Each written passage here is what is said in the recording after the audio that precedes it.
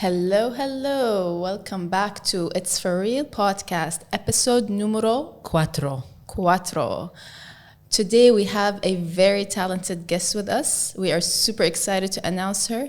So Salil, why don't you tell me more about her? Oh my God, I'm super excited, you guys. She is one of the first female DJs in Kuwait.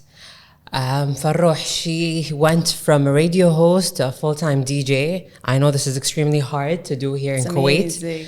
She worked with some of the most prestigious brands ever. Tell me. Such as Valentino, Messica, and much more. We'll talk about this later and we'll get into it. And one of the first female, highlighting Kuwaiti females, to actually work the stage in MDLBeast Saudi Festival. We are super proud, super happy. So introducing Farah, aka DJ Bonita. Hi. Hey. Thank you so much for having me. And what an introduction. Thank you so much. Thank you so much for being on our podcast, for being here as our guest. We are super honored to have you here with us. The honor is Seriously, all mine. Wallah. Thank you. Seriously.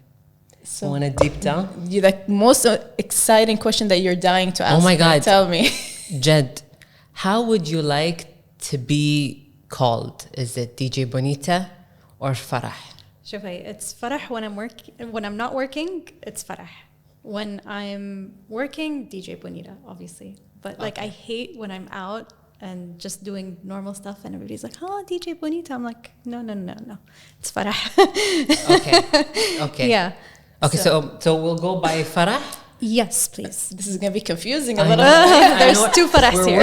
working. We have two Farahs in the house here. We had this the whole horoscope conversation.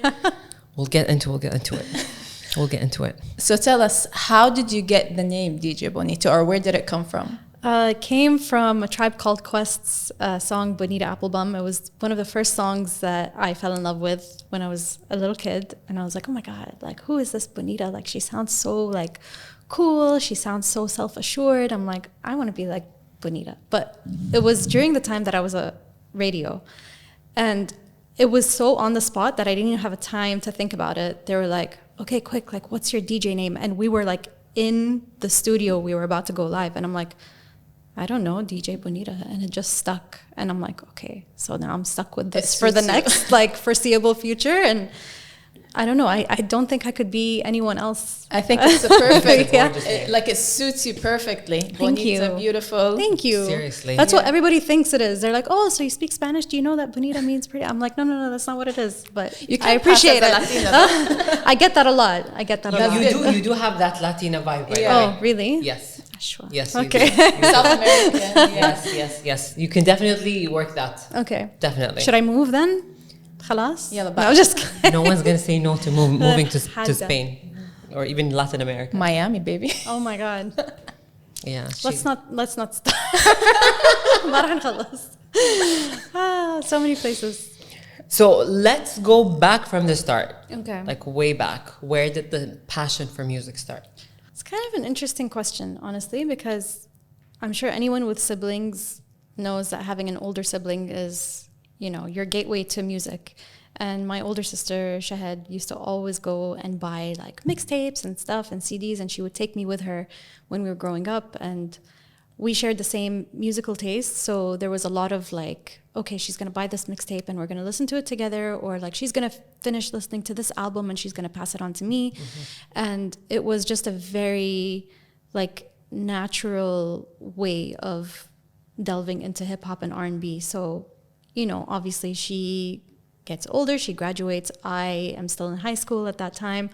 So I had to do my own searching. So I would get magazines and CDs, and I would open like the CD booklets and read like who produced this track, like what are the lyrics, and like all of this information. And I just kept absorbing it so much. And I'm like, damn, I really want to share this in my lifetime. Like I want to be able to present all of this information in a very like cohesive and beautiful way. Like I want somebody to experience hip-hop and R&B in the same way that I was experiencing it growing up.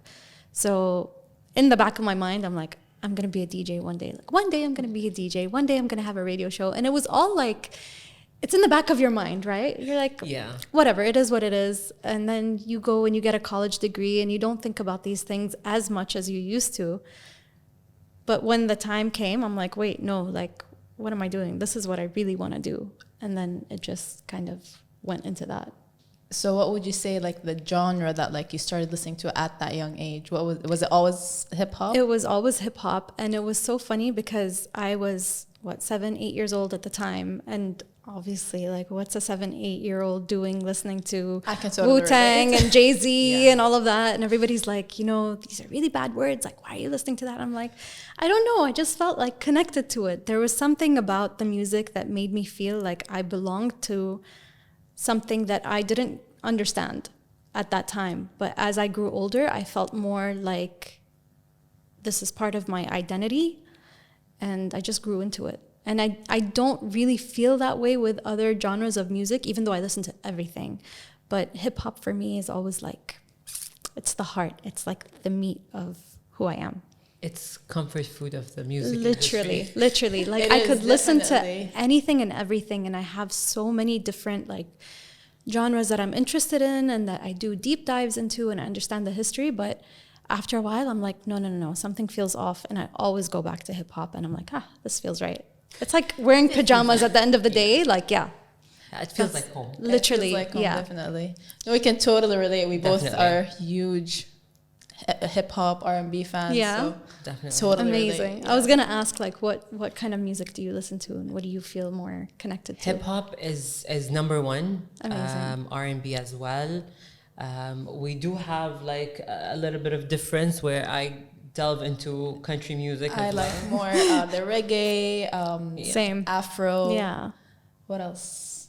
We both Reggaeton, like reggaeton, yeah. so that's as well. Not a huge fan, to be honest.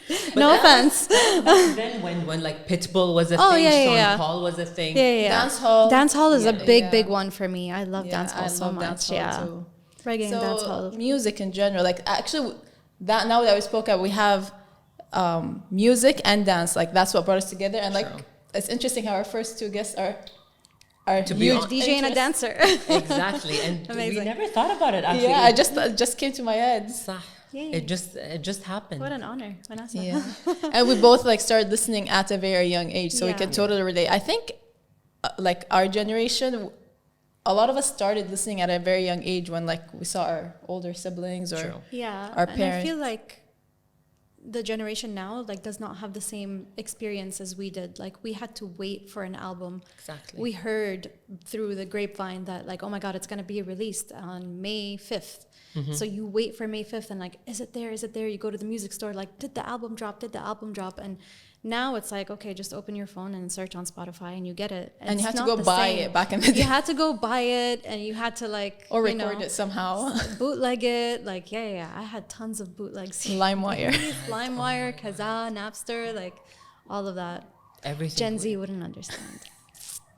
But yeah, Whether it was a good Arabic time. or English, French, Spanish, whatever it was, we did a lot of illegal things just to listen to music. As the police siren is like blaring outside.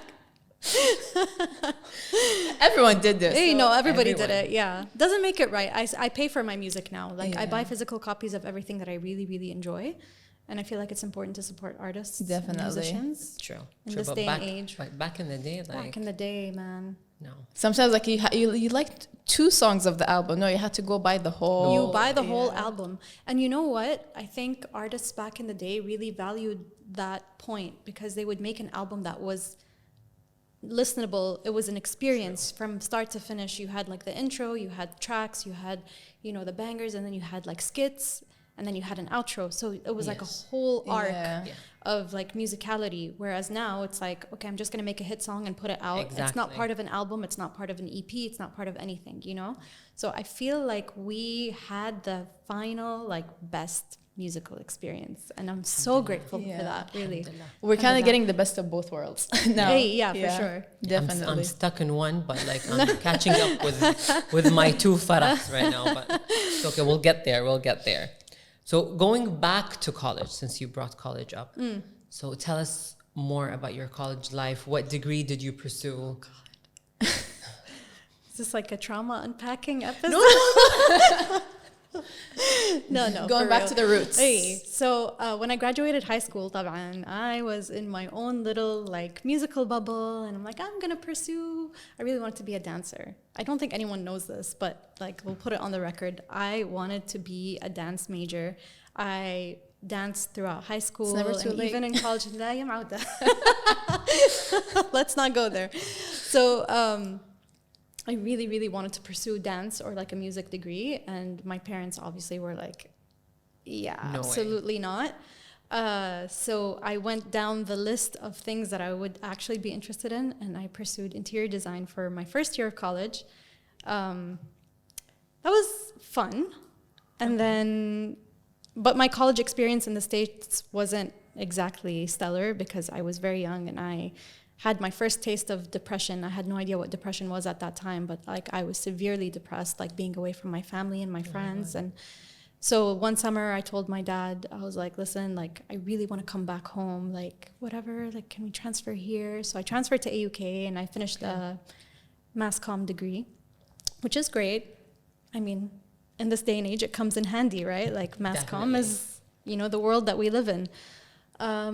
But yeah, in the back of my mind, I'm like, man, I should have been a dancer. I would have loved to be. Wanted to be a You know, I loved it. I love the way that the body responds to music in general, whether it's through movement or like neuroscience. There's just so many things about music in general that we don't realize. I say that rhythm is fitra. So a lot of people say like, لا شلون الأغاني وما يصير all this stuff. But like when you see a baby and you play music for a baby and they go, It starts moving automatically. moving to the beat, like not even off beat. This is our body's natural response to sound and rhythm and music. Even birds. Yeah, but that's such a gorgeous way to put it. Yeah. That's such a gorgeous way to put it. It's like, for me, it's as innate as human desire, you know, like it's fitra, it's within us. And I feel like the more we try to suppress it, the more we don't reap its benefits. And there's so many benefits Definitely. to like enjoying music casually or scientifically. I love that. That's Yeah. the way she put it, it's beautiful. That's deep. Thank you. That's deep. So during true. that time you were in college, did you like what was going on with the music? I was taking dance classes. I was like, oh, I can take electives. Let me take all my electives. So I was taking a jazz dance, contemporary dance. I was taking a hip hop dance class. I was taking music theory as well. I enjoyed it so much. And during that time, I'm like, okay, what can we do to pursue this musical brain that still hasn't been tapped into? And I didn't get into it until I came back to Kuwait and I started working. During college, like pursuing mass comm, for me, music wasn't a thing. I took a music course with a really, really incredible and unforgettable professor, Dr. Lisa Erkovich. I will never, ever forget you. She was wonderful. And I learned so much from her.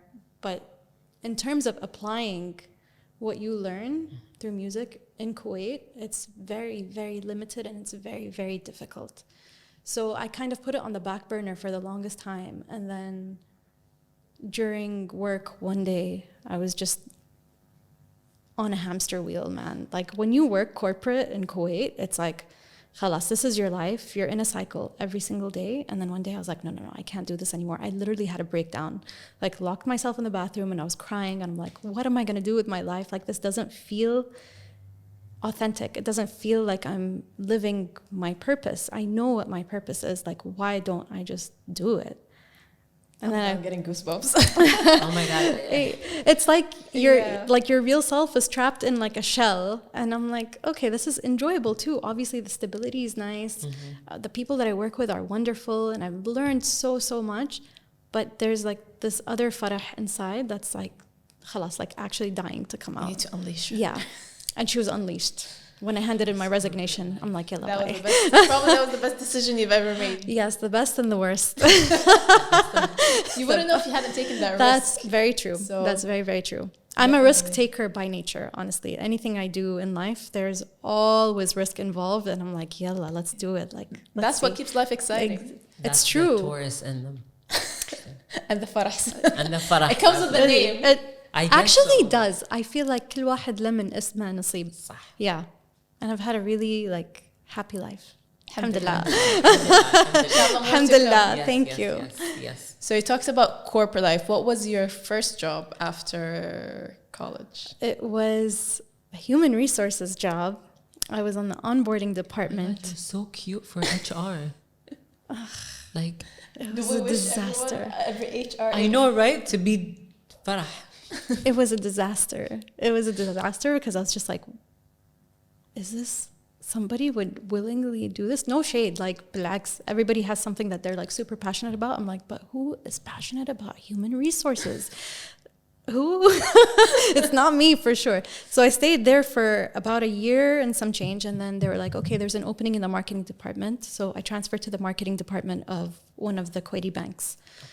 And I was doing a visual merchandising job, which I didn't even think you could do for a bank, but here we are. So I would visit every single one of the branches, and I had a checklist, and I would basically tick off whether they had the correct brochures, the correct posters, are the employees presentable, are they doing this? And I'm like, this is... I wanted to This be is- a dancer. Yes, in the back of my mind, sometimes I'd be driving in my car to the branch, and I'm like, God, give me strength. Like...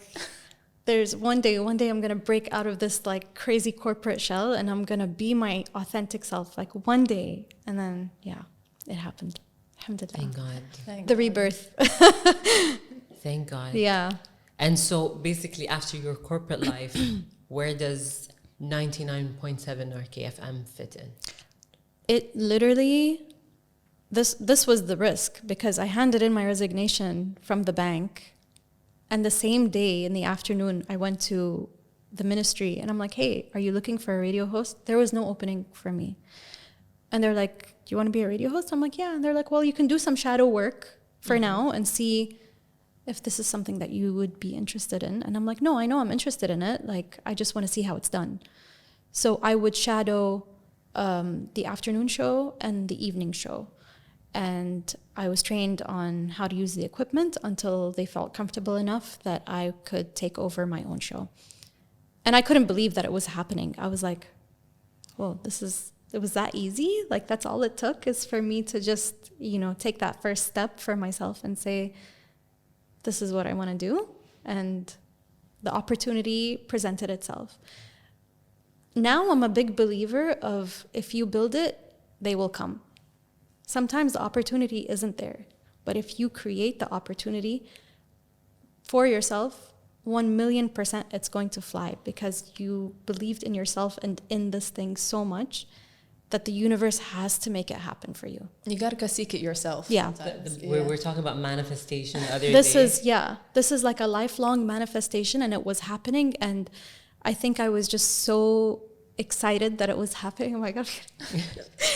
That I couldn't believe that it was happening. And I was just like, oh my God, this is so cool. Like, this is possible. That's amazing, And it happened. And I stayed there for almost 5 years. And I had my own show. And I had, amazing guests. I had DJs come on my show. It was wonderful. It really was. That's amazing. That's so inspiring. It is. So, like, if you have anything that's, anyone that has anything that they want to do, just do it. Honestly, Go for it. We were talking like specifically about this topic. We highlighted it in our first episode in the 2024. It's all about executing. Mm-hmm. Don't wait for anything. Like, don't wait for obviously it's good to wait for opportunities to come, but don't just sit around wait for them. Go create your own opportunities. Go, you never know until you try. And even if you fail, that's fine. It's just a lesson learned of doing, and then the next step doing it better. Yeah, for sure. But I love how you chose radio. Is there a reason behind it? Yes.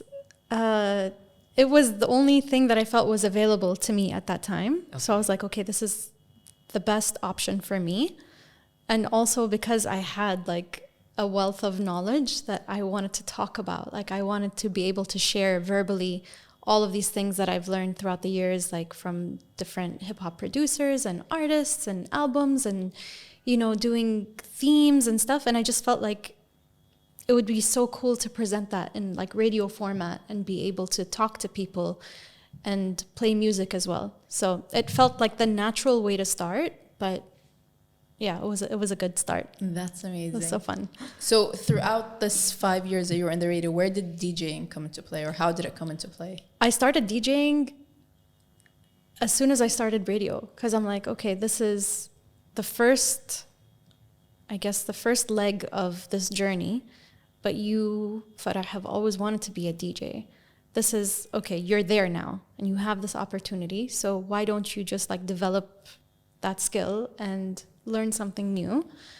And so I went out and I bought a controller and I was watching YouTube videos and I was watching like my favorite DJs, like learning techniques from them. And because you have so much knowledge of like hip hop history, samples that were used in different tracks and stuff, it became easy to create musical experience. And over time I have my own like musical DNA, which I call is like every DJ has their own style and DNA. Yes. I developed my own style, and so even while I was working radio, I would base some of the shows on mixes that I was working on.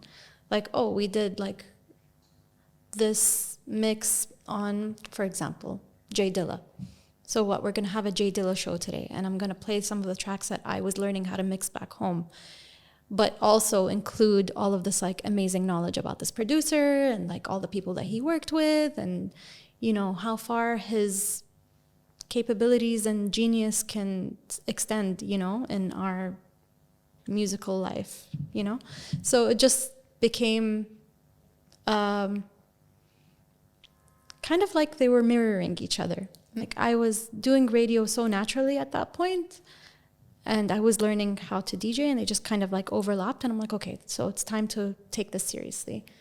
And over the years, you know, radio ran its course, but I was a seasoned DJ at that time, and I was like, okay, let's just make this the mainstay, which was maybe the most difficult decision I made in my life. When you left the radio and went... When I left radio and decided to be a full-time DJ. During that time, since it wasn't like the conventional or traditional path, what was your family's stance? Oh, God. All that. I mean, even with radio, they were like, what are you doing? Like, why did you leave such a stable, corporate, beautifully packaged job or career to do something that is essentially a hobby? You know, you could have done that on the side. I'm like, I know I could have done that on the side, but I don't want to have a double life. I want to live this life. This is what I want. And trying to prove that to them for years was like incredibly challenging. I wouldn't say difficult, because my parents and my family in general are very supportive and very understanding when they see that, you know, I'm able to handle things on my own and not need any kind of support. It was tough in the beginning, especially with my dad, Allah yarhamah. Like, he was very like, no, you have to, you know, do something that's going to carry you through for the rest of your life. And can I say this on camera without sounding like he was actually quite upset with me, and I understand why. And then at one point he heard me on the radio on his drive back home from work, and he had never heard me like host a show before. So he called me and he was like, I just heard you on the radio, like, you're really good. And I remember that day I just cried so much. Oh my God, what is this? Sorry. But yeah, that day I cried so much because I was just like, oh my God, like, my dad is one of the most important people in my life, you know? And for him to not approve, it wasn't about approval. It was never about approval, but for him to understand how happy I was doing what I was doing, I think that for me was the biggest, like, sigh of relief. Like, definitely. You know, like you can feel like you can breathe. Yeah. It's not the stamp of approval. It's just the affirmation that we're doing the right thing. Yes. They're happy. Yeah. They're happy with what you're doing. Yes. يعني we do live in one of the most difficult societies. If you work in private corporate or you work something unconventional as a radio host or a DJ. For example, I'm in corporate. My mom's still upset with me because I'm in corporate and I'm not in some ministry. Oh wow. Yeah. That's because that's it's not your conventional job. It's not you have a stable job throughout your life and you're done, خلاص, you know. Right. But like in corporate, private corporate, international specifically, you can get fired. right. You know, right on the spot. And I think that's something our parents are not used to. Right. I mean, I think just in general, parents are always looking out for us. They have their best Definitely. Just interests. worried Of because course. they came up at a very different time. Yes, Yeah. yes. Where there wasn't that many options, and certain options, that was the only choices they had. And now that there's these other opportunities for us to go the non-conventional way, it's always like they're worried we might be failing because it's not the safe way. And It's I can not. totally relate to you because I'm the same Right. thing. I have a degree in engineering and I'm pursuing something completely different, not working a ministry job Yeah. or a normal job. So I had the job, but then same thing, left. So can totally relate. And it's the constant trying to prove to them that, you know, you got this, you can do it. Yeah. They have to stop worrying. You know what? I was thinking about this earlier. Like, what is a normal job? A job is a job. Like, the definition of a job is a service that you provide for compensation, whether it's money or another service or whatever it is. So there's no such thing as like conventional or unconventional job. A job is a job. That's true. Whether you think it's conventional or not, I think is a mental construct, and it has nothing to do with what is the reality. Definitely. Yeah. For sure. So we talked about the challenges you faced with your family. Talking now outside of your family, the stereotypes of female DJ in the DJing hip hop world. Have you faced any of those? I mean, now I don't face any kinds of issues because there are so many female DJs in Kuwait, around the world, and like the community is growing, and it makes me so happy to be a part of it and to see it grow in the way that it is. But when I first started, obviously it's a male-dominated industry. DJing in general has a stigma of like, oh, you work late nights, you party, you do this, you do that. And it's like, no, I don't think it has anything to do with that. You can be who you are and be a DJ as a profession at the same time. So trying to help people understand that you can be, you can go about a career in a professional, clean, like integral way, instead of just it being, maskhara or like blah, blah, blah. It's not that. It's never been that. And even for me, like it was never about that. So yeah, being a female DJ, a female Kuwaiti DJ, for that is its own, bag of stigmas that I had to work through. I don't think it was difficult for me. It was more difficult for them to accept me than it was for me to try to convince anyone. Sorry. I don't know what's happening. Yeah. I don't think it was difficult for me as much as it was difficult for them to accept what I was doing. And at some point, you just stop trying to convince people. And it's like, you think what you want to think. I'm not here to change your mind. I'm here to do what I have always wanted to do. You can choose to accept it. You can choose to not accept it. Whatever helps you sleep at night. I literally do not care. Love that. I literally don't care. أعرف عليها القبعة Yes. وأنا مو لابسة قبعة. لا والله. That's the Taurus energy. أمسح. Is it? Okay. Now I know where to find it. Because honestly, like it got exhausting at some point because they're like, "Inti شلون كويتية تطلعين?"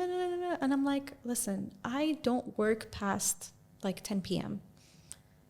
يعني by 10:30 أنا سابع نومة. Okay?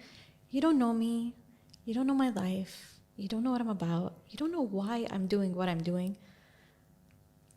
خلاص. Listen, Just no matter like what you me. do, people are always gonna have something to They're say. always literally, they're always No gonna have matter something what it is. to You say. stay home, They're gonna say. talk. Hey, You're gonna go out. they're gonna talk. Hey, let them talk. إيش بيقولون And you عنا just live your الناس؟ life. Exactly. شو بيقولوا عنا الناس? Oh my God, my إيش favorite. بيقولون عنا الجيران؟ الجيران شكو. Oh my God, They're not literally. looking out the window. I'm like, listen, I have things on my neighbors. Like, we can talk if they want to play this game. No, I'm just Right kidding. now. Just kidding. Wait. Just kidding. I'll see you at 3 o'clock. Say something. No, I'm just kidding. I love them. No joke. No, I really, really do love them. And I have respect for anyone regardless of what their opinion of me is. Like, it just all boils down to, like, I really don't care. In the beginning, I cared about what my family and friends, not what they thought, but I just wanted them to understand what I was doing and why I was doing it and why this was making me happy. I never want to be in a position in any way, shape, or form where I have to make someone like me or accept that, I have broken some sort of boundary in this society. I'm not here to do that for you. That's not why I'm doing what I'm doing. I'm not here to crack a road open. I'm glad that I did. I'm glad that I paved the way for other female DJs to be, open about their work and be proud of what they're doing. And there's so many women that come up to me and say, like, I always wanted to be a DJ, and now that I see you doing it, like, you inspire me and stuff. And I, wholeheartedly love hearing that, but that's not why I did it.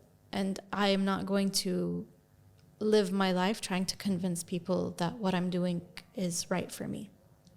Yeah. That's amazing. That's some deep words. Yep. It's deep up in here. No, just Deep words. You talked about musical DNA. What would you say what is your unique style? I mean, hip hop is the foundation. It's always been the foundation. But hip hop in itself is its own ecosystem. It's its own biome. And it's combined of so many different genres, like reggae, soul, jazz, funk, rock and roll, like everything. Everything is an amalgamation. Like, hip hop is an amalgamation of all of that. So for me to sit on this foundation and be able to pull, like, different sounds from different genres from, dating back to like 1920 to now, and just experiencing that, I feel like that's my DNA as well. Like, I love sampling. I love the concept of sampling. I love the concept of taking something that once existed in a completely different time, completely different generation, reinventing it to make it palatable for the generation now. Whether you chop it up, whether you just change the pitch or anything like that. I love that. And I try to incorporate sampling or samples a lot in my mixes because I want people to understand that, okay, you hear this really cool sound in a Kanye West song. Where did it come from? And what brought Kanye's mind to that song and said, like, I want to use this? Like, what underlying story is it trying to tell? It's not just like a sonic thing. It's not like, oh, you hear it and it sounds good. There's a reason, like, there's an underlying reason for the sample and why it was chosen. So it's either something that the producer grew up listening to, something their grandma played, like, while she was making lunch every Sunday or whatever. Like, there's always a story behind it. And I value that so much, and I always try to incorporate that in my mixes. So I'm definitely like the sample queen. I could name every sample ever, man. Like, it's, yeah. Hashtag sample queen. Hashtag sample queen. And now you see a lot happening. Like, the sampling has been all artists have been sampling a lot lately. Yeah. It's really awesome to see how the brain works to reinvent something. Like, how far can your creativity go to take a sound and turn it into something that it could have never been had you not, like, tampered with a machine or something. It's really, really cool.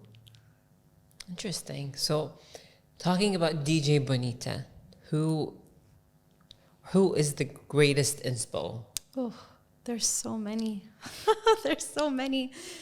Off the top of my head, Missy Elliott, who does not get her flowers. I love Missy so much, and she has inspired my journey in so many ways. First and foremost, in the sense that she is so unapologetically herself. In every single era that she has made music, she has pushed the envelope in terms of what it means to be an artist and a creative. And I just draw so much inspiration from her. Fareel, of course. Yeah. Love Fareel so much. I mean, We saw that post. Yeah. We saw it. Right, We you loved had to it. be there. You had to be there. We saw it. We loved it. We're proud. Yeah, thank you. Honestly, it was like unforgettable moment for me. Missy, Fareel, some of my favorite producers, Ninth Wonder, Timberland, Jay Dilla. Yeah, I could go on and on and on. There's so many. Pete Rock. Oh, I love Pete Rock. Musical or like DJ influences and inspiration. Jazzy Jeff is like top tier for me because I feel like he and I kind of share the same style in a sense. He's very big on like showcasing samples as well, and he plays a lot of different genres.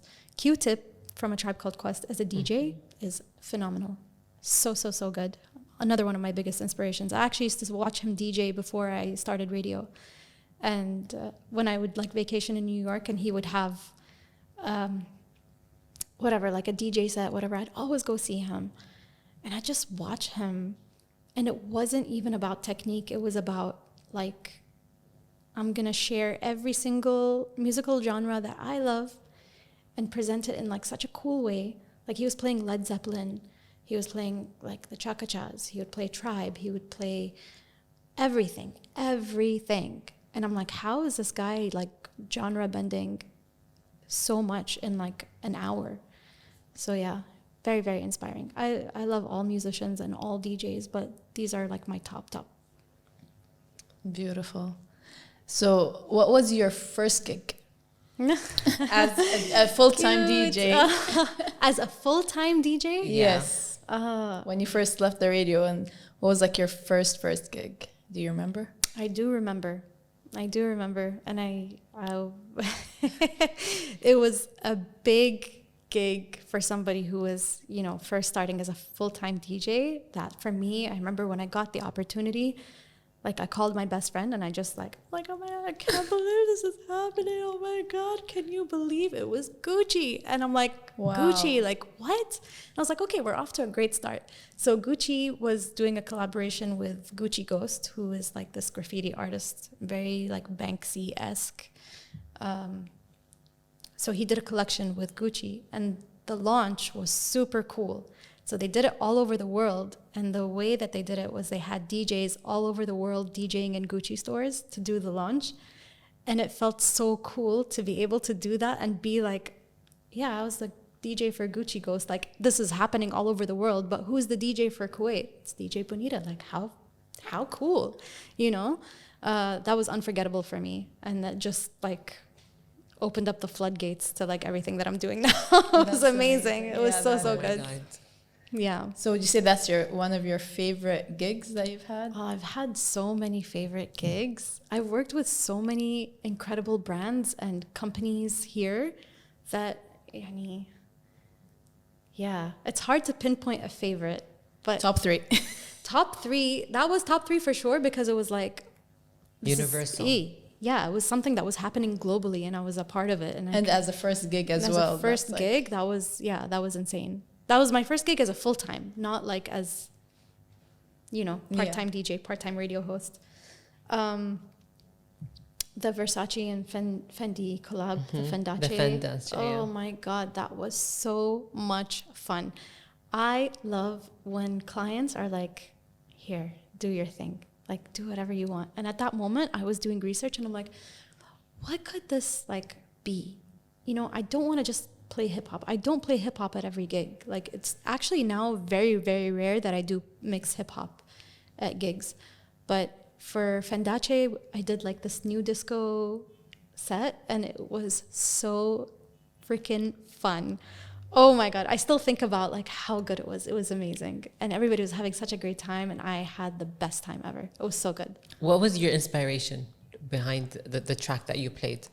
It was like an Italian summer. It was very like fun. It was bright. It was bold. Like all of the songs that I played were super, super, super fun. Like classic disco and new disco. So like merging those genres and like bringing this whole idea or like an experience, a musical experience to life. It was just perfect. Like it went with the collection and I was feeling it. Everybody loved it. It was so good. When was that? I would have loved to be there. That was like 2020.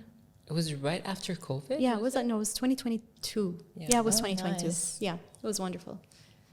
So what moments within your career or during a full-time DJ did you notice or realize that, oh, I made it? I'm where I've always wanted to be? I don't think I'll ever have that moment. Every day is like, I made it. I wake up in the morning and I'm a full-time DJ. I'm still a full-time DJ. I made it. Like, there's no like best thing ever. اللي خلاص, I hit this peak and there's nothing greater after that. Even the small gigs, even the ones that like, you know, may be insignificant to some, for me, it's always like, this is great. Like, yalla, next level, next level, next level. There's no ceiling. It's always, I made it every single day. I love it. It's so fun. That's one that keeps you going. That's amazing. Yeah, for sure. Because like you don't want to feel like I made it and that's it. Because once you hit that, you start to lose all of your drive and you're like, well, I did that. So why would I want to do more? Like I already did like the big thing. But no, there's always big things. There's always like super, super exciting opportunities and I never see them otherwise. Yeah.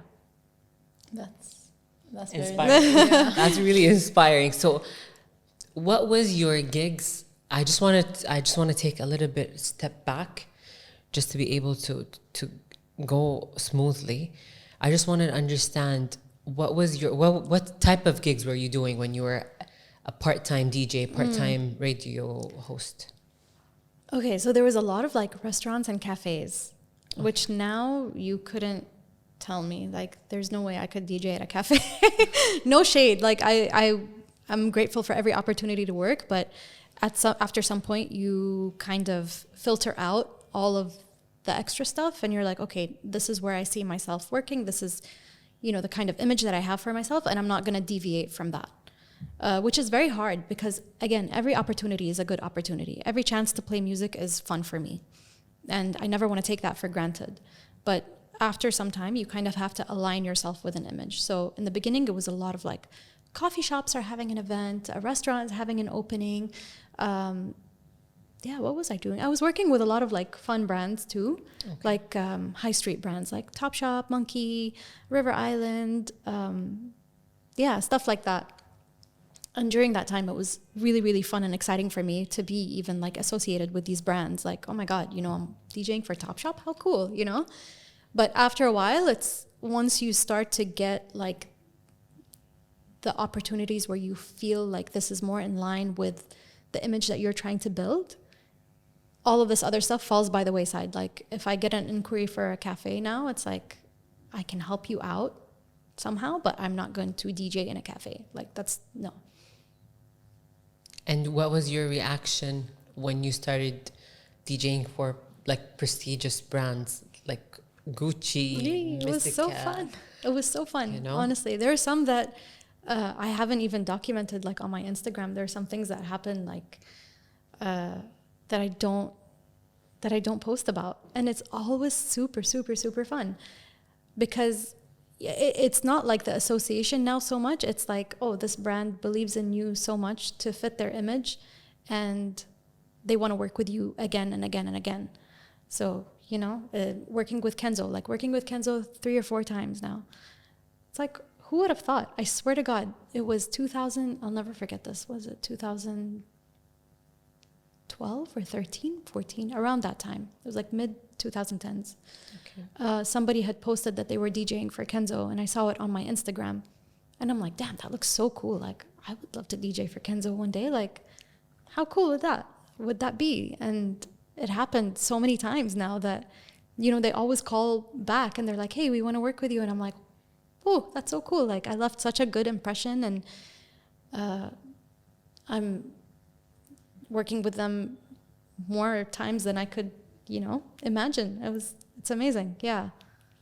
I think being called more than once for example, for such brands, you tend to be an ambassador more than a DJ at this point. Kind of, yes. There are some brands that I've worked with more than once that I'm like, you know, they always associate, like if I walk by the store, they'll be like, hi, how are you? You haven't come visit us in such a long time. And you feel like you're a part of this brand. Part of the team. Yeah, part of the family. team, exactly. And I feel like that is such an important part of what I do, is the connections that I make with people. It's not just about going and playing music and leaving. It's like, no, you're leaving a lasting impression on these people. They enjoy your music, but they also enjoy how professional you are, how friendly you are, how easy you are to work with, and how well you integrate with the overall brand and the ethos of the company, that they continuously want to work with you and they don't forget you. Not just in a like professional setting, but even on a personal setting. Like if I go back to Bloomingdale's, everybody's like, oh, hi. And I'm like, you remember me? That's so cool. That's so cute. Yeah, it is really, really cute. And it's very endearing, honestly. It's like, oh, I love you. I do. You definitely left your footprint there. Yeah. So for sure they would remember it. So, And now fast forward to recently.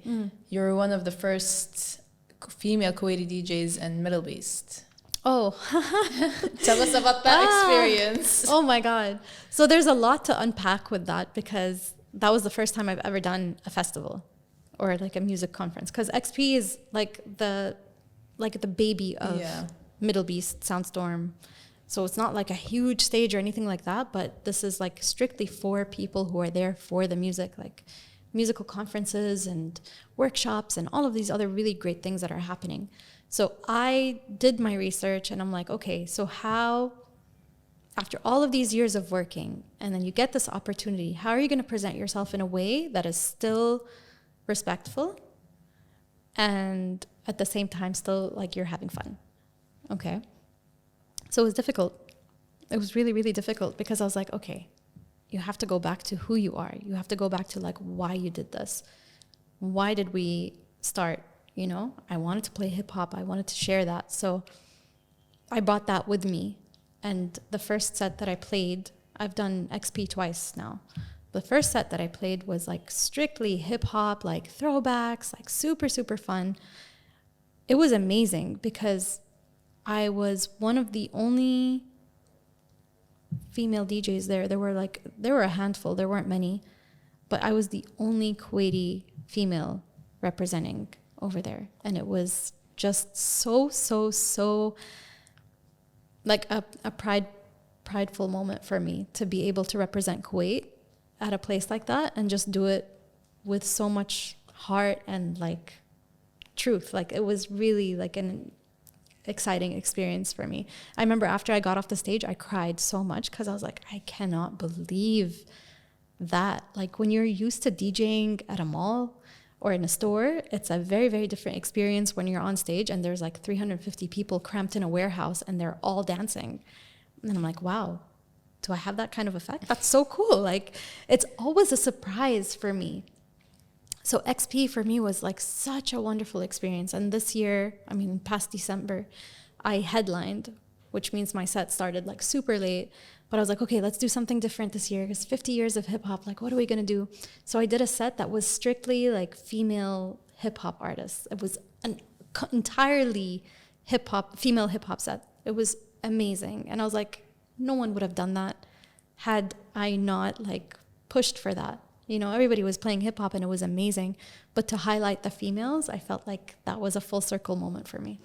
That's that's huge. This is like a huge accomplishment. And we're like, we're just speechless. We have this like huge smile on our faces just looking at you. I just don't want her to like stop talking. Oh, I you're just want so to hear sweet. more. I mean, honestly, like I have to think about these things. Like, okay, you've made it this far. And it's been 11 years since I've been a full-time DJ, which is insane. Wow. 11 years. That's nuts. So what am I doing after all of this time that is going to give back to, you know, the culture that made me want to do this? Give back to, you know, the society that, or this country that helped me cultivate and have all of these experiences.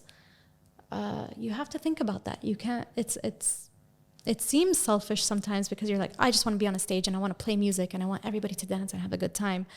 But it always goes back to like who you are. Purpose. Yes. There's something, the root cause. Exactly. Yeah. Who you are, where you're coming from, what are you representing? As you mentioned, the first thing that came to your mind is, why am I doing this? Mm-hmm.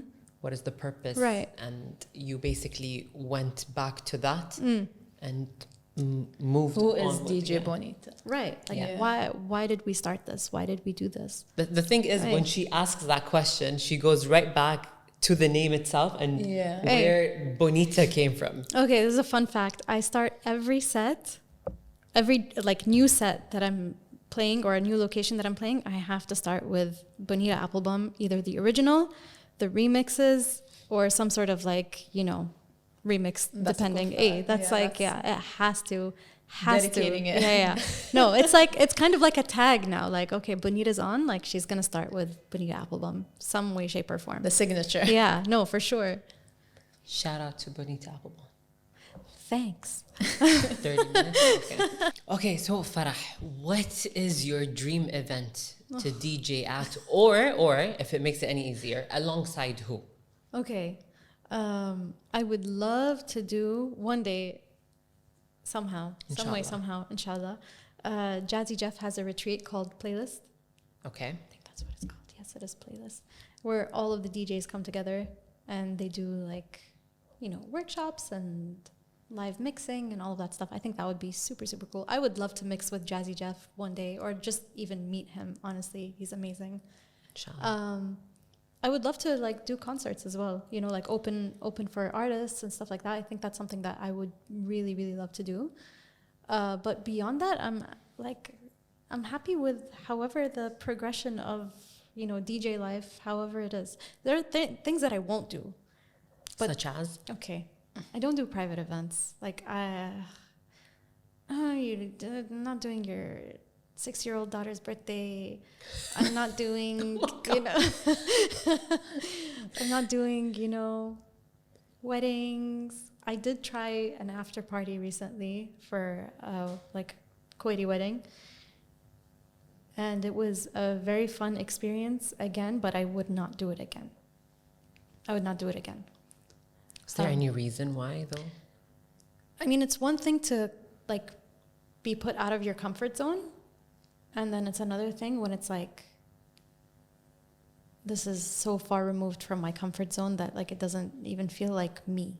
I always want to feel like me, whatever it is that I'm doing. Like, you want to hire a female DJ? Like, I salute you. Thank you for considering us to be a part of your event. Like, we know we're amazing. We know we're presentable. We're so much fun. We bring good energy. But think about like why you hire us versus just the fact that, oh, it's a woman. We need a woman, you know? Mm-hmm. Like, why did you hire me?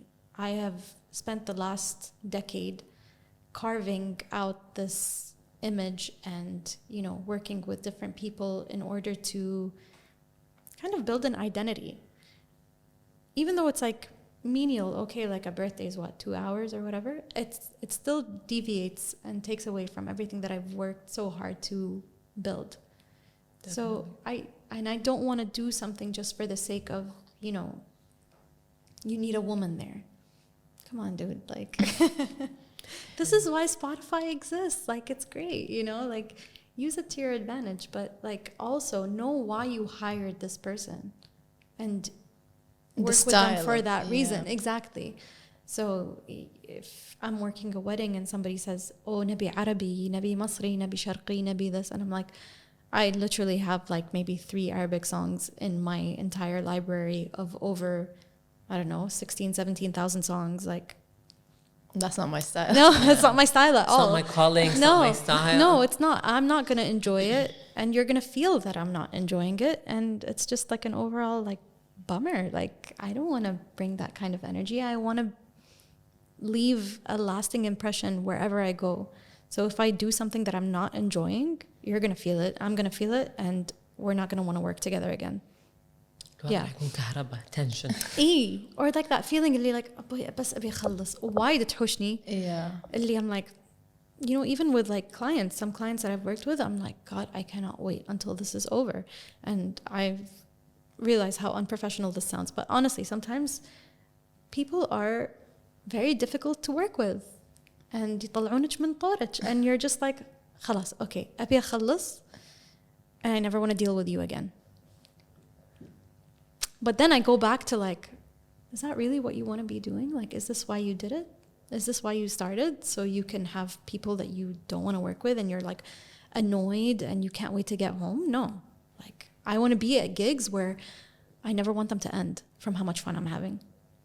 Yeah. And you're your true self. Yeah.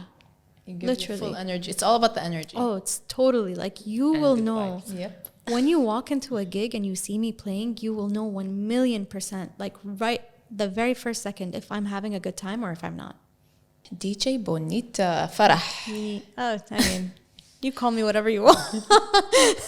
We know you're known for your old school hip hop vibes and all the old, you know, music. What are your thoughts on the new hip hop scene? Oh God, what a loaded question. I mean, I love it and I hate it at the same time. You know, music is always evolving, and hip hop as a culture is also always evolving. And I feel like it's unfair to just want certain things to be like a certain way and not grow. Everything is meant to grow, even like Kuwaiti culture. Kuwaiti culture in the 1940s is not Kuwaiti culture today. A lot of things have changed, and we have to like accept and embrace those changes in order for us to be able to نتعايش مع العالم and, you know, live a normal life. So same with music and hip hop culture. Like, obviously, as somebody who grew up listening to 90s hip hop, 2000s, you know, watching how different it is right now, a lot of things about hip hop culture now, like I don't resonate with at all. And I just look at it and I feel like I'm watching like a reality show or something. And it's upsetting sometimes because I'm like, man, I miss the days when, you know, you would open the source and you would read about like incredible albums that are getting 4 or 5 mics and you can't wait for the album to be released. Whereas now it's like, sorry, it's like a twerking contest on Instagram and, you know, people dissing each other and, you know, doing really, really petty, like childish things. Like, I feel like hip hop lost its essence in that sense. And musically, I won't say like it makes me sad because there are still really incredible hip hop artists and rappers and that are, you know, amazing lyricists and wonderful producers, and some of the old heads are still making music. So there's always that to look forward to. Yeah, so you just have to like evolve with the times. And there was a saying once that says, you only become old when you stop caring about new things. And I feel that because sometimes I watch what's on like Shade Room or TMZ and Instagram stories and stuff, and I'm just like, is that like, But you also have to adapt as a DJ. Like, I have to know what's happening in the music scene. I have to know what's cool. I have to know, you know, what the latest TikTok song is or like whatever, you know, all of these viral things, which back in the day for me was nothing. This didn't exist. So there's always that. But at the same time, personally, I'm like, I don't feel this. Like, it doesn't feel like hip hop to me. But I can always go back and listen to like my old school music and stuff. There's always that. It's not like all is lost. That's nice with old school. It's always there for you. It's always there, right? It's always there. From the newer artists, who would you say are maybe your top 3, or who do you listen to or resonates with you the most? I love anyone from Top Dog Entertainment, like Kendrick. Anyone on Kendrick's team is a win for me. I love how he has selected his roster. They're all so incredible lyricists. Like, production wise, you can hear when it's like a TDE production. you're like, okay, I know, like this feels good for me. Actually, let me pull up because some of them are memorable and some of them are just like, okay. Who do we got? Oh, this is so bad. I don't. We have an exclusive here. So I really like a lot of like new R&B, honestly, like not like hip hop artists. So I love like Bad Bad Not Good. I love Kyle Dion. I love Lion Babe. I love, oh my God, Daniel Caesar. These are like the new, considered, I guess new R&B. But like hip hop, who do I have on here? Anderson .Paak. I love Anderson .Paak. I mean, he's not like new, but he's new-ish. Reggie Snow, I love Larry June.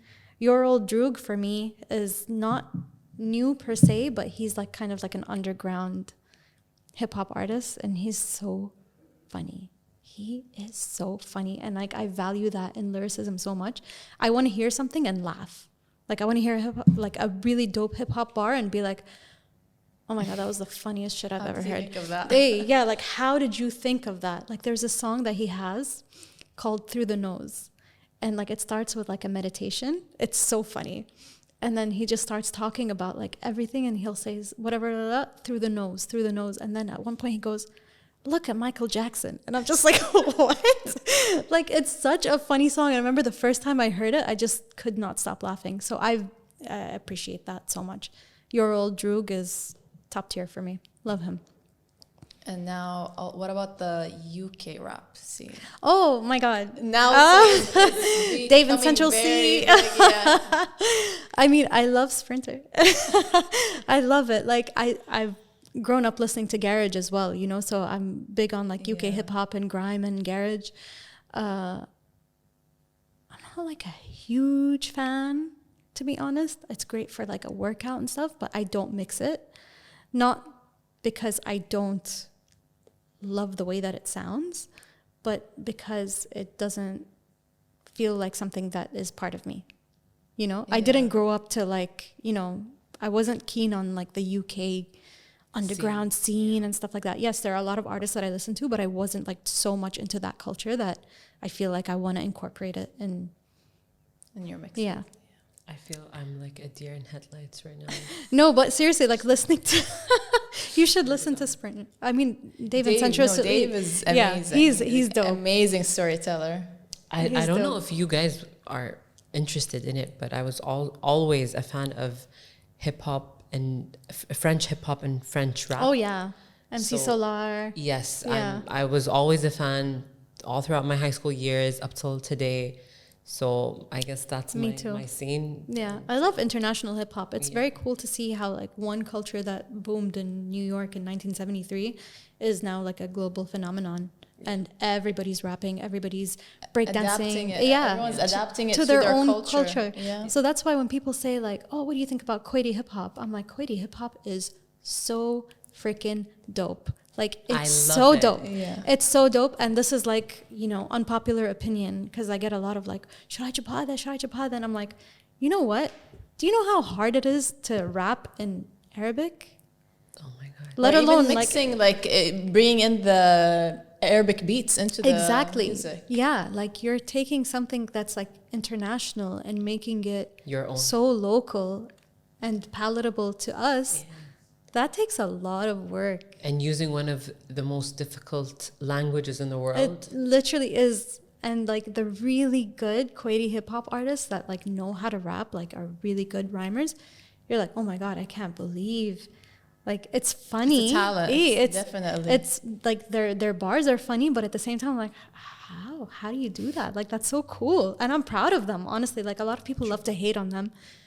Because Kuwaitis in general are haters. They love to hate. Haters gonna hate. Oh my God, they love it. Hey, no, for real. They love to hate. And then sometimes I'm just like, can you just appreciate it for what it is? Like this guy who his parents probably don't know that he even does this, okay, is locked up in a studio somewhere with like a blanket over his head maybe and like a microphone so he can like dampen the sound of like, you know, his younger brother playing PlayStation, and is rapping some really dope bars. Like, think about that for a minute. Art is art. I'm a big believer. Like, whatever it is, you might not like it. It might not be for you, but it is what it is, and it's great. It's the hustle, and the hustle is real. And we live in a society that just likes to complain. Oh yeah, which is fine, complain, but like just don't hate. Complain, but like appreciate also, like appreciate things for what they are instead of like just finding reasons to hate on them. And at least they're using their time, like to create something. Exactly. And some Kuwaiti hip hop rap songs actually became an anthem, and. I love that. Yeah, and they started singing and dancing. During COVID, there was like a really good rapper that was doing a song. It was a song about K-Fun. I think I've heard that. Yeah. Yo, I will find it on YouTube and I will send it to you.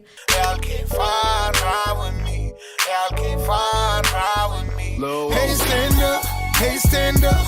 Best in this game, you better stand up. Great song. Great song. Great energy. That's so true. It's such an energy song. Yeah. It's a representation not only about Kuwait but also people of K-Fan. And I love that because everything that was said in that music video or that song, it was true. And like, no one can say anything about it. Imagine your hood had like its own. I wish Mithia would have like a really cool rapper that like would pop out and do like a track about Mithia. Get at me, dog. Like, I will produce it for you happily. I can rap with you, I swear. Are you a Mithia gang? Of course. Stop. Of course. Yes. Of course. Which block 5. Block 6. Stop. Oh my God, we shouldn't give out our personal information. That's khalas. Okay. Mithia is in the BFFs. Oh my God, that is so funny. No, but seriously, even like Sons of Yusuf. I mean, they're great. Yeah. They are very great. talented. Yeah. Amazing. Yeah. And they're like, you see what the new music, like the mixes they've been doing lately. Love those. I love that. No, they're very talented, and like Kuwait has a lot of talent, and I feel like just because it's Kuwait and just because they're Kuwaiti, everybody wants to be like, like يكسرون مياديف. That's like, they love to do that. I was like, no, let them. Yes. It might not be for you, but someone somewhere is gonna find this on YouTube and like the deep web or whatever and love it. Yeah. That's amazing. There's space for everyone. Yeah. There's always space for creatives, for art, Good vibes and positivity. For sure. So, outside of DJing, radio hosting, mass comm. Oh God. All of that. Zoom out from Farah. Zoom out. From DJ Bonita. And yeah, exactly. And go to Farah. And go to Farah. What is she doing if she's not DJing? What are your hobbies? If you want to calm down after a really bad show. Okay. So I sleep a lot. I feel like everybody should know that. Just kidding. No one needs to know that. But I do sleep a lot. I value my alone time. I like to rest in my room. I like to listen to records. I have a really awesome record collection that every day, like, I will pick out a record and just go through it. Love to spend time with my family. I love working out. Now it's become like a thing where I work out almost every day. I love to spend time at the park. Like, I just want to chill. There's a song by Large Professor, yes. And he goes, I don't want to ill, I just want to chill. And the song is called I Just Want to Chill. And obviously, like, this is my motto for life. That's like, your motto. I just want to chill. I just want to see my friends, see people I love, have a good time, chill out. I don't need stress in my life. I'm trying to live as stress-free as possible. Like, I play music for a living. Like, what do you want out of me? It's already extremely hot in Kuwait. Hey, no, yeah, لا تزيدون الشيلة. Like, we're just trying to have a good time. I'm here for a good time, not a long time. That. Literally that. It's like, just here for a good time, not a long time. So, do you have any pets? Oh, don't make me cry. You asked the wrong question. I was trying to avoid that question. Okay. No, wait. Actually, let's make this an ode to the best dog I've ever had, the best dog I have ever known. Oh my God, I'm so sorry I asked this. No, it's okay. No, relax. Because a lot of people like know about Bagel, but like they don't know about Bagel. Bagel was my soul companion. He really was. He passed away 2 months ago, and I've had him for 15 years. Sorry. It's okay.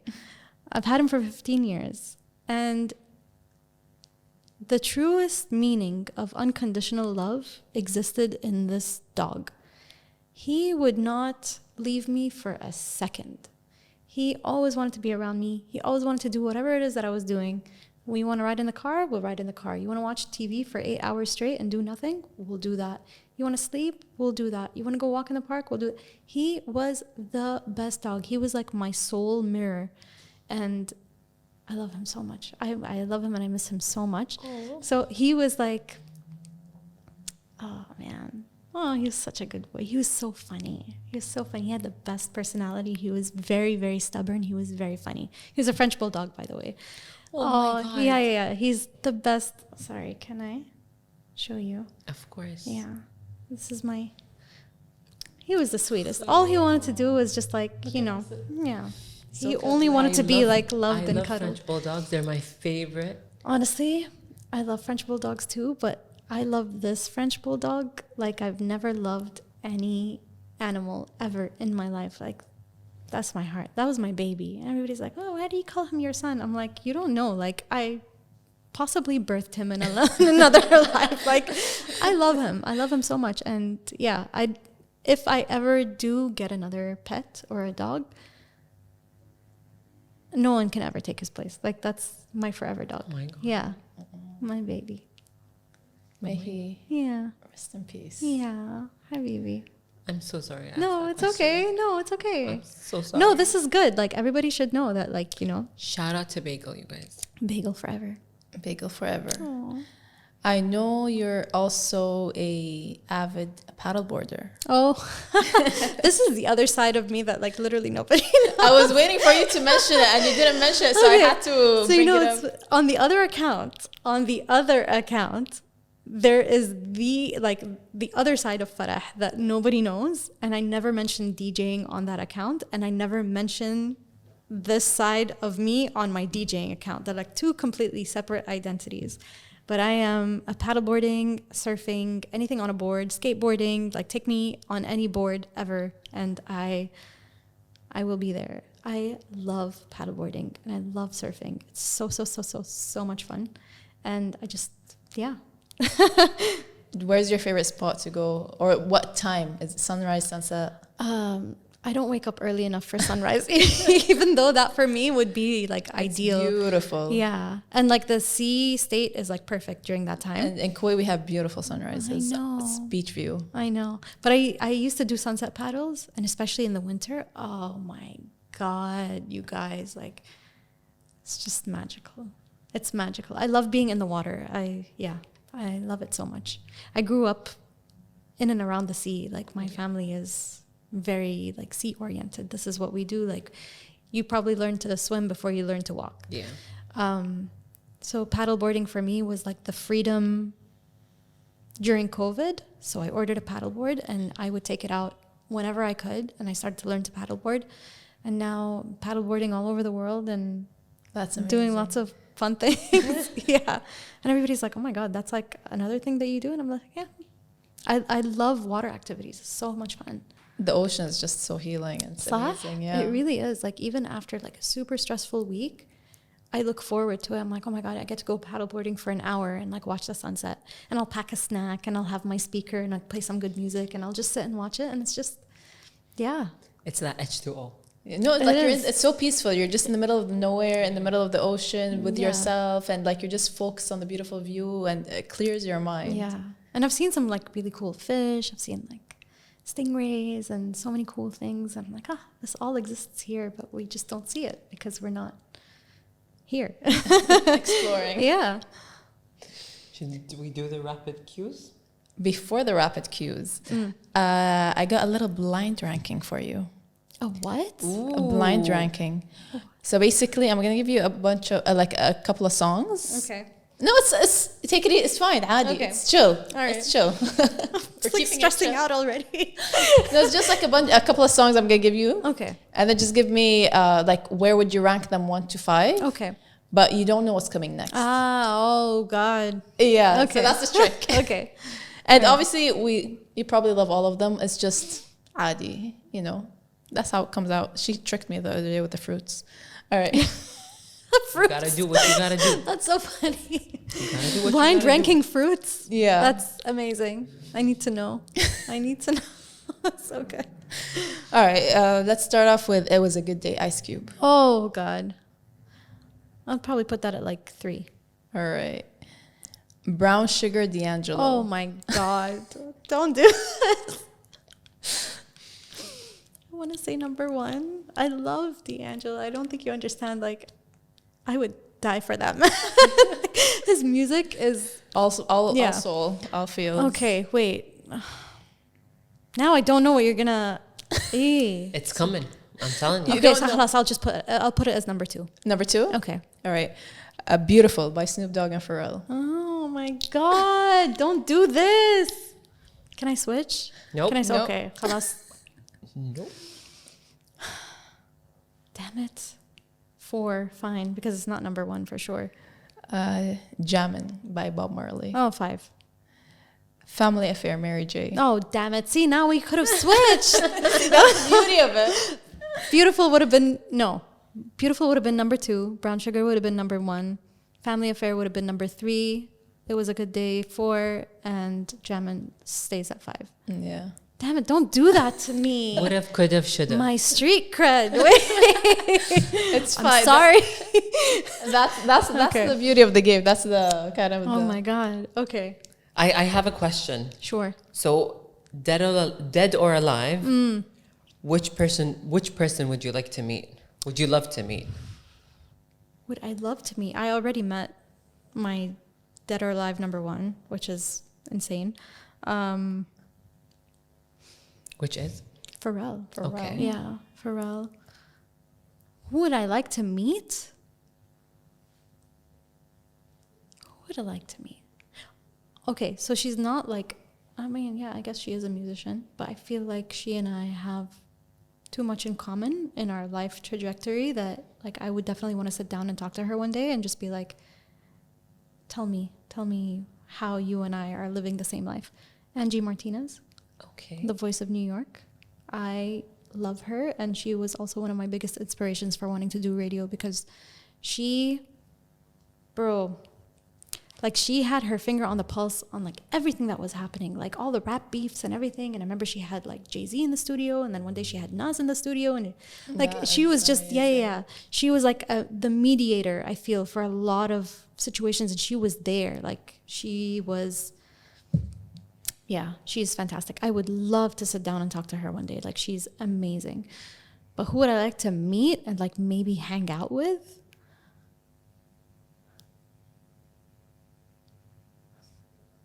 Tough question. Very tough question. Like, I just want to have a big dinner and invite them all.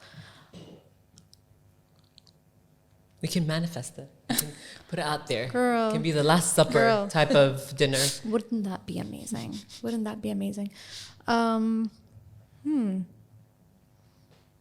honestly don't know. I don't know. There's so many people that I do want to meet, and then there's so many people that I'm like, if I meet you, I know I'm going to hate you, and I don't want to hate you. I love your music too much, and I don't want to be involved in like Let's not involve those type of people then. Yeah.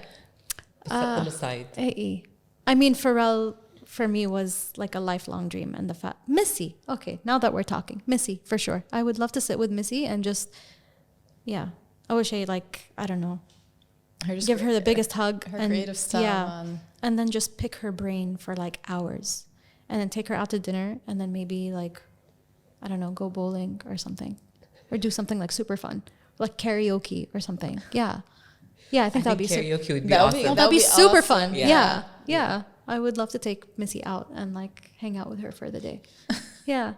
I think we'd have That's so such an much amazing fun. answer, by the way, because I think she has such a huge personality. Exactly. A unique style. Yeah. Yeah. Like everything. Nobody's There's ever done it. Like, so much about her. Like she changed the scope of what it means to be a female in hip hop. Like, she broke so many, you know, images and stereotypes and all of that. She's fantastic. Her and Lil' Kim. I would love to hang out with Lil' Kim. And I was this close to meeting her at the Bad Boy reunion tour. I was this close. But it didn't happen. But yeah, I would love to meet Kim. Inshallah. I love her. Putting And Foxy it out Brown. there. Wait, now we're talking. Okay. Lil' Kim, Foxy Brown, فتح الصندوق. Missy Elliott. Yeah, no, because now I know. Like, I want to meet all of these women and just be like, you all are amazing. Thank you. Aaliyah. The Brat, too. Like, unsung hero for me. She's incredible. Queen Latifah. I just want like a whole table, like the Last Supper, but like queens. of queens. Literally, hip hop queens. I think that would be so much fun. Interesting. Yeah. Whose concert would you love to see? Let's say from the ones that you would be able to see, not dead or alive. Okay. Like, what I mean, concert would you want to go next? I have seen Kim in concert, and I would love to see like just a straight up Lil' Kim show or a Missy Elliott show. I think for me, those two are like, oh, I have seen Missy like actually do like a half performance. Once she came to a festival, and this was back in 2003 in San Diego. It was a Smoking Grooves tour, and she ran on stage when Timbaland was performing, and I forgot what song they did, but everybody's like, oh my God, Missy. And I was like, wait, what? Missy's gonna perform? Where's But she yeah, at? I would love to see Missy, but that was like, okay, 2003. We're talking, Oh wow, this was It's like maybe one of my favorite Missy eras, actually. This was, early 2000s, yo. let me remember the name of the 21 album. years ago. Yeah. Crazy. Oh my God. But early 2000, it had its What own. song was that? I remember the video, the music video. Which one though? I'm trying to remember. I can visualize the outfits. It was, I think it was everything like, red and whatever. No, it was I think the white. It was the Get Your Freak On era. But let me tell you the name of the album, because everything is escaping me right now. We're putting her on the spot. حيل. Nee, no, I swear. After a while, you start to forget, and you're like, Sorry. it's the Missy, so addictive, so addictive. This album, 2001.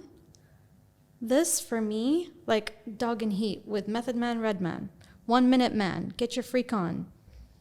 Oh my God, For Get My Your Freak People. On. Freak on. That was the song. Yeah, no, like this album was nuts, dude. This album was absolutely insane. And this was around the same time that Aaliyah had released her first, like the posthumous album. And it was like a summer for Timbaland, Missy, and Aaliyah. And it was just like the most wonderful thing ever. Yeah. I would love to see Missy in concert. Would love to. Inshallah. Inshallah. Fingers I'm going to call crossed. her and be like, Missy, let's go. No, I'm just kidding. Manifesting. Oh, yeah, Good I'm all about vibes. that. All Putting it about out that. there. Yeah. Last Supper style, you know. Bro, I would cook them a bomb meal. Yeah. Like, I love to cook. And I would like make them the best meal ever. Ooh, that's something new. What do you like to cook? I cook everything, honestly. I love making Italian food. I make really good Asian food. Yeah. Yeah. We're shway shway peeling the onion. Nee, صح؟ صح؟ still me though. In the heart of the onion. All right, now we're gonna start with the rapid questions, this or that type of questions, and then the short answer questions. Okay. Ready? Yes. Simple. Tea or coffee? Tea. Summer or winter? Ooh, summer. This might be a tough one. Puck or Biggie? Biggie. Biggie. Yeah. That's a no-brainer for me. Sorry. Okay, she's an East I'm an Coast. East Coast girl. She's with me. Yes. I'm a West She's- Coast. We're the Rumaithia Give me again. some slime. Shout out to Rumaithia people. Yes. Backstreet Boys or NSYNC? In sync. Lauryn Hill or Mary J? In terms of what? In terms of whatever you wanna. In terms of Lauryn Hill. Jay-Z or Nas? Nas. interesting. Sorry. Extremely. That was like an off the cuff answer. I would answer both, honestly, because I love them both, but I feel like Nas is a better storyteller than Jay-Z. Sorry. Definitely, yeah. Preach. So, fave place to travel. Anywhere with a beach. Anywhere with like a really nice beach. Okay. Yeah. Do you have a top destination you would like to go to? Sri Lanka. I just came back. And I'm itching to go again. So good. So good. A secret talent of yours.